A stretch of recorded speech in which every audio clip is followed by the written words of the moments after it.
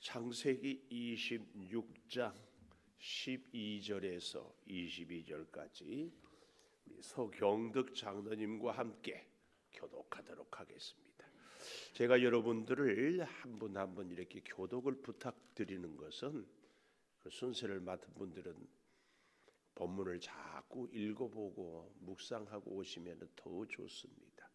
그래서 우리 모두가 본문을 같이 미리 읽고 묵상하고 이렇게 오는 그런 은혜가 우리 심령마다 있기를 사모하는 마음으로 하니까 순서를 맡은 분들은 그날에는 특별히 더 이렇게 해 주시기를 바라겠습니다.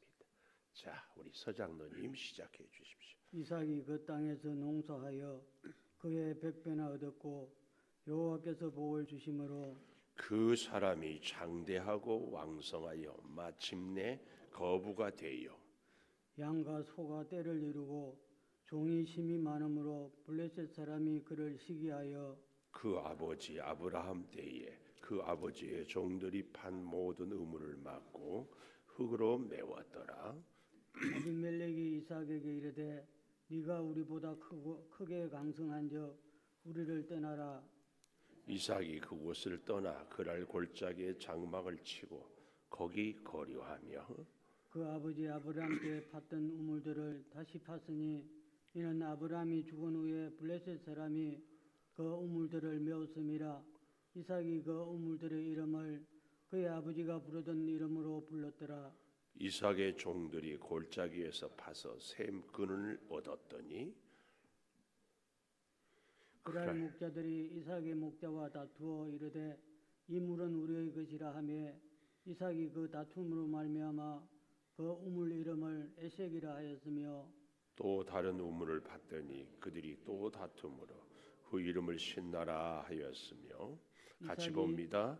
이삭이 거기서 옮겨 다른 우물을 봤더니 그들이 다투지 아니하였으므로 그 이름을 느고봇이라 하여 이르되 이제는 우리를 위하여 넓게 하셨으니 이 땅에서 우리가 번성하리로다 하였더라. 아멘. 오늘도 새벽을 깨우는 성한 너는 하나님의 보석이다 보석이다. 변함없이 새벽 제단을 지키는 권사님은 하나님의 보석입니다. 보석입니다. 이 모든 것이 주님의 은혜입니다. 아멘 아멘.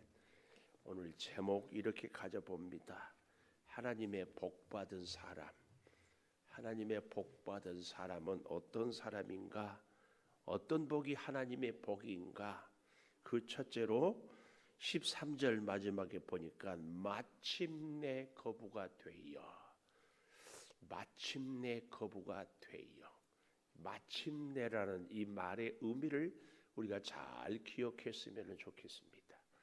하나님의 은혜를 받았다고 해가지고 공부하는 학생이 내 텔레비 보고 게임하고 놀다가 잠을 자는데 하나님께서 꿈에 나타나가지고 답안지를 보여줘가지고 나가라 나가라 다 나가라 이렇게 써가지고 했다. 그래서 100점 맞았다. 이런 것은 절대 하나님의 뜻이 아닙니다. 로또 복권을 샀는데 덜커덕 1등 당첨이 됐다. 하나님의 복이다. 이런 것은 절대 하나님의 복이 아닙니다. 우리 어린 자녀들이 성장할 때 벽에다가 연필로 눈금을 그어가면서 작년에 이만큼 컸는데 올해는 또 이만큼 컸네. 그런데요, 그 아이들이 크는 것을 잘 보십시오. 큰다고 소리 납니까? 안 납니다. 냄새 납니까? 안 납니까? 안 납니다. 느껴집니까? 안 느껴져요. 오히려요, 아이들이 자라는 때 너무 급격하게 크면은 뭐 피부가 뭐 혹은 근육 관절이 불편하다든지 이런 게 있습니다. 하나님의 복은요, 마침내 거부. 무슨 말이에요? 하나님께서 하나님의 복을 주실 때 그 모든 것에 이루어지기까지 반드시 연단과 과정과 훈련이 있다는 겁니다. 수고 없이 흔히 말하지요, 불로소득. 이것은 절대 하나님의 복이 아닙니다. 사업하는 사람들이 사업을 위해서 불철주야 노력하고 집중하고 오직 일념, 우리 목사님들은 목양 일념, 사업하는 분들은 사업 일념, 전심전력을 다하게 하고, 그러면서도 간절히 하나님께 기도하고, 그래서 내가 하나님의 지혜와 하나님의 도우심으로 사업을 성공한 것, 이것이 하나님의 복입니다. 오늘 12절에 보십시오. 마지막에 보면은 여호와께서 복을 주심으로, 아주 중요한 말씀입니다. 12절을 잘 보면 이삭이 그 땅에서 농사하여 그 해에 100배나 얻었고 여호와께서 복을 주심으로 그 사람이 장대하고 왕성하여 마침내 거부가 되었다. 여기요, 그 땅에서 농사했다, 이 말은 씨를 뿌렸다 그 얘기입니다. 그래서 어떻게 합니까? 그 해에 100배나 얻었다, 이 말은 거두었다 그 말입니다. 씨를 뿌리고 거두는 것만 있겠습니까? 김도 매야 되고 여러 가지 늘 오고 가고, 그래서 농사하는 분들은 곡식이 주인의 발자국 소리 듣고 곡식이 자란다는 이런 말이 있습니다. 이삭은 원래 목축업을 하는 사람이었잖아요. 근데 제가 참 이 본문을 묵상하면서 또 회개했습니다. 저는 이 본문을 하나님께서 이삭에게 복을 주어서 농사를 할 줄 몰랐는데 복을 주어서, 잘 보십시오. 그 해에 100배나 얻었다. 그냥 목축업을 하다가 갑자기 농사를 지었는데 기술이 없고 땅의 토질도 잘 모르고 작목도 잘 몰랐는데 하나님께서 복 주셔서 100배나 얻었다 그랬는데요. 이 100배는 수치적으로 100배라는 의미도 있지만 시적인 의미로 차고 넘치게 주셨다, 그런 의미도 있는데요. 우리가 어제 아침에 보았죠. 8절에 보면 이삭이 거기 오래 거주하였다. 제가 깜짝 놀랐습니다. 이삭은 그랄 땅에 그 해에 갑자기 살아가지고 그 해에 갑자기 농사한 것이 아니라 오래 살았어요. 그래서 생각해 보니까 이삭이 목축만 갖고는 안 될 것 같아서 나머지 목자들 혹은 다른 종들과 함께 농사도 했을 것이 불을 보듯이 뻔하고, 농사를 하는데 그 해 하는 것이 아니라 오래 거주하면서 농사도 여러 해 동안 지었던 것을 우리는 알 수 있어요. 근데 저는 그동안 이 26장 12절을 이삭이 농사 안 하다가 그 해에 했는데 갑자기 100배를 주셨다, 이렇게 본문을 봤어요. 여러분, 마침내라는 말에 깊은 의미를 부여할 수 있기를 바랍니다. 하나님의 기도 응답도요, 갑자기 어느 날 갑자기 새벽기도 왔더니 불이 번쩍하면서 응답해 주셨다, 그런 하나님은 아니에요. 꾸준히 어제도 오늘도 내일도 피곤해도 힘들어도 기도하기 어려워도 꾸준히 기도의 자리를 지킬 때 나도 모르는 가운데 하나님이 기도를 들어주시고, 깨닫지도 못하는 가운데 하나님이 역사하시고, 그래서 시간이 지나고 보니까 하나님의 은혜였구나, 이걸 알게 하는 것이 하나님의 방법입니다.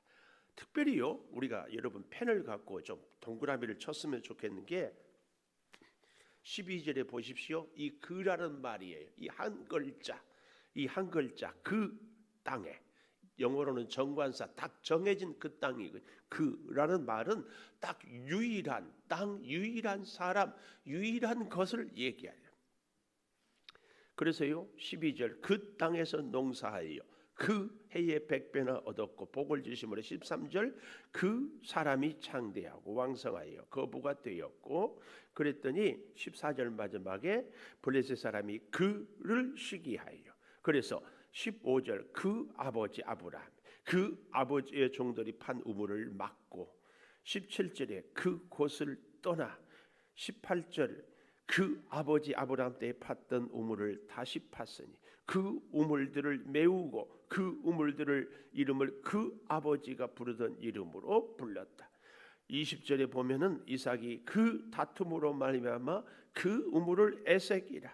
21절에도 다툼으로 그 이름을 신나라.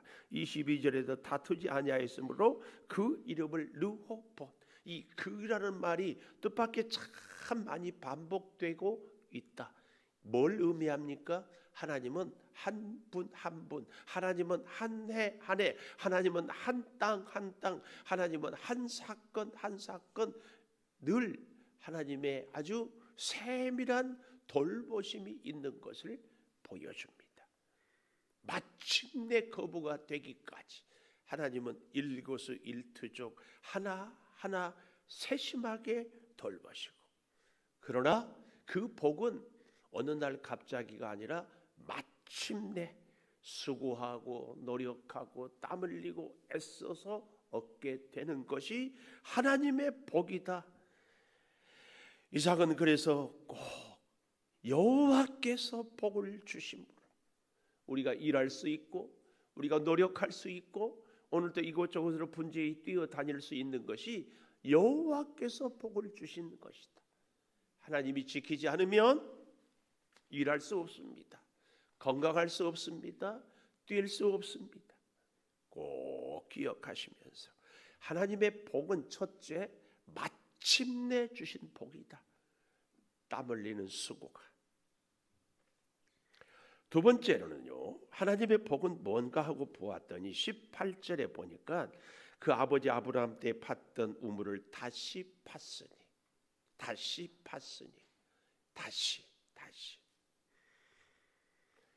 그 우물은 왜 그랬을까요?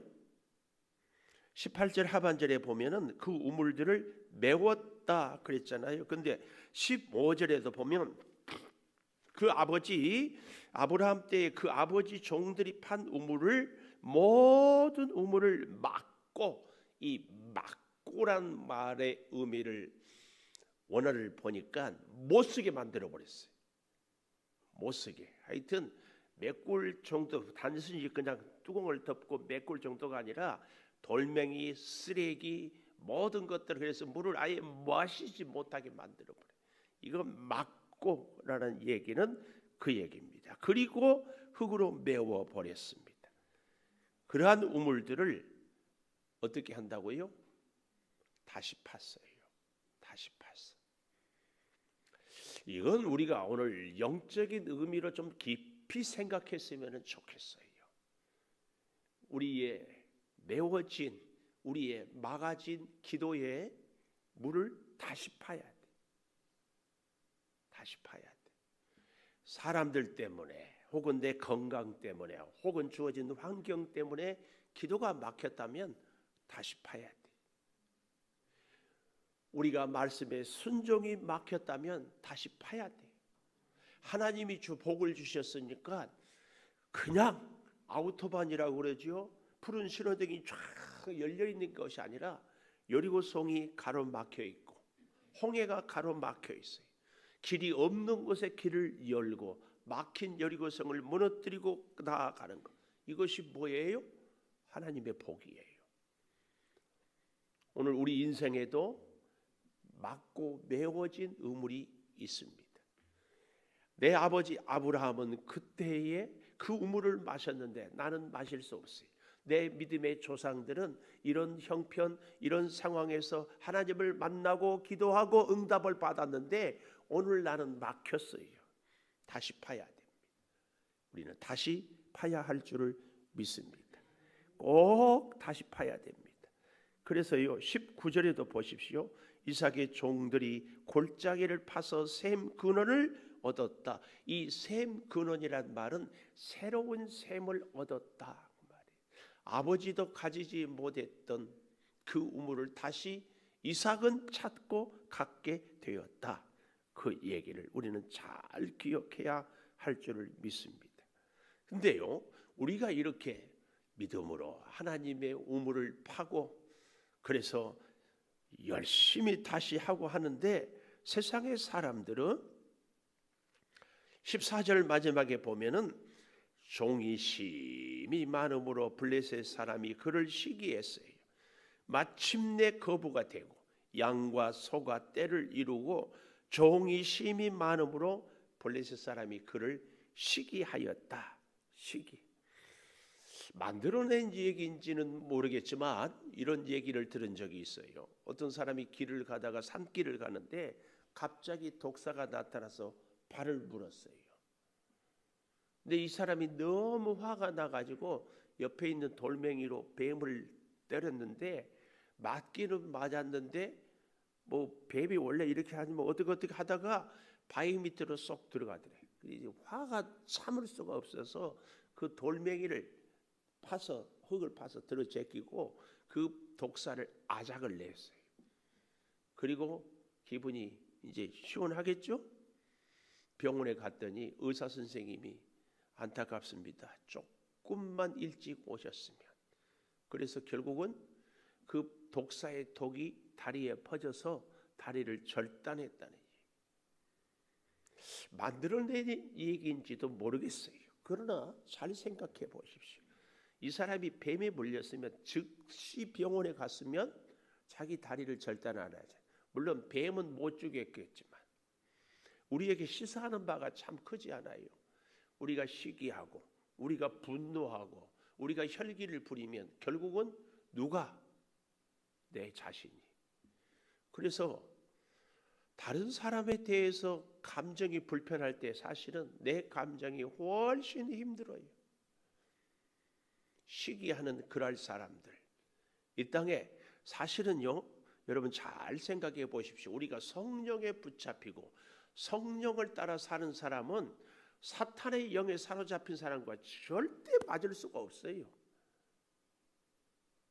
여러분 생각해 보세요. 우리가 세상에서 악한 영들에 사로잡힌 사람들에게 참 좋다, 인정받는다. 물론 예수 믿는 사람들이 어디를 가든지 존경을 받아야 되겠지만 그것과 악한 영들에 사로잡힌 자들과는 이 또 다른 문제입니다. 또 다른 문제. 여러분 우리는 어디를 가든지 누구에게든지 칭찬을 듣고 좋은 말을 들어야 된다.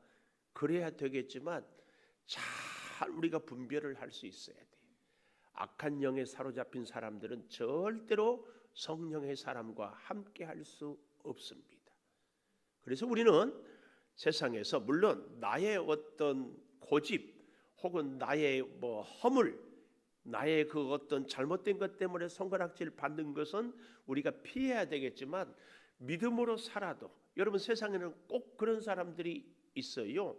잘 지내고 참 좋아하고 호감을 갖다가 딱 하나 예수 믿는다고 했더니 그 다음부터 사람을 무시하고 그 다음부터 삐딱한 사람들이 있어요. 그런 사람들은 우리가 결코 그런 사람들 때문에 우리가 같이 대적하고 싸우고 하는 것이 아니에요. 제가 여러분들에게 그런 얘기를 참 많이 했던 것 같아요. 세상의 사람들에게 예수 믿는 사람이 동정을 받는 것보다는 차라리 시기를 받는 것이 좋다. 동정받는 것은 세상 사람들이 볼 때에 여러 모양으로 우리가 저들보다 못하다는 얘기거든요. 비록 우리가 가진 것은 없어도 기쁨으로 감사로 살면 그들이 우리를 무시하는 것이 아니라 저 사람은 도대체 가진 것도 없는데 왜 저렇게 행복한가에 대해서 오히려 시기하든지 배 아파하든지 우리는 그런 하나님의 사람들이 돼야 할 줄을 믿습니다. 세 번째, 하나님의 복은요, 첫째는 마침내 거부가 되고 다시 파는 것이고, 세 번째는 22절 맨 마지막에 이 땅에서 우리가 번성하리로다. 번성의 복이에요. 이제 오늘 저녁에 23절에서 35절까지 보면 알겠지만 그랄 왕 아비멜렉이 그 옛날 아버지 아브라함에게 했던 것처럼 다시 화친을 맺자고 찾아오는 것을 우리는 볼 수가 있습니다. 여기 번성하기까지, 넓게 하기까지, 과정이 나오고 있지 않습니까? 20절에 보면은 그날 목자들이 이삭의 목자와 다투었다. 이 다투었다 이 말은 옳고 그름을 주장할 뿐만 아니라 물리적인 행동도 했다 그 말이에요. 여기까지 쫓아와서 또 시비를 거니까 아마 이삭의 목자들도 우리가 양보할 만큼 했고 여기는 너희가 아니라 우리 것이다. 아마 그래서 서로 좀 물리적인 행동까지 있었는 것 같아요.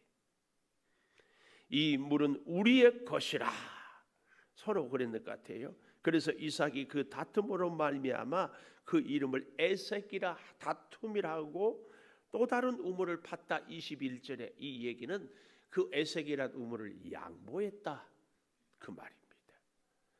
그런데 또 다투어요. 그래서 그 이름을 신나, 첫 번째 물은 에색하게 뺏겼다. 그래서 에색. 두 번째는 휘발유보다 불이 더 잘 붙는 것이 신나 아니에요? 그래서 대적했다. 신나. 기분이 좋아서 신난다 이런 얘기가 아니고 휘발유보다 더 불이 잘 붙은 신나. 그래서 대적. 그랬더니 거기서 옮겨 22절 또 옮겨요. 다른 우물을 팠더니 다투지 아니하였으므로 그 이름을 르호봇, 장소가 넓어졌어. 번성하게 돼. 그래서요 참 잘 보십시오. 22절에도 이삭은 이제는 여호와께서 우리를 위하여 넓게 하였다. 이제는 아까 13절에서 마침내 이의 완성은 이제는 아까도 뭐라고 그랬어요? 12절에 여호와께서 복을 주셨으므로 여기 22절에도 여호와께서 우리를 위하여 넓게 하셨다. 모든 것을 하나님께서 하셨음을 보고 고백하고 체험하고 사는 것 진짜 하나님의 사람이 받는 복입니다. 이것을 볼 수 있어야 돼요. 이것을 체험하고 깨닫고 느낄 수 있어야 참 복입니다.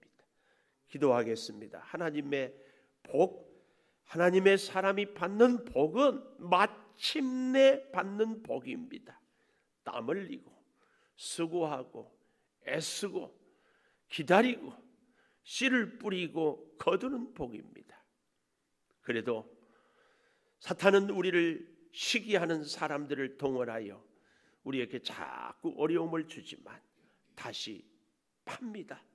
기도의 우물을 다시 파고 믿음의 우물을 다시 파고 헌신과 순종의 우물을 다시 파고 말씀의 우물을 다시 파는 우리들이 꼭 되게 하여 주셔서 르호봇 여호와께서 우리를 위하여 넓게 하셨으니 번성하리로다.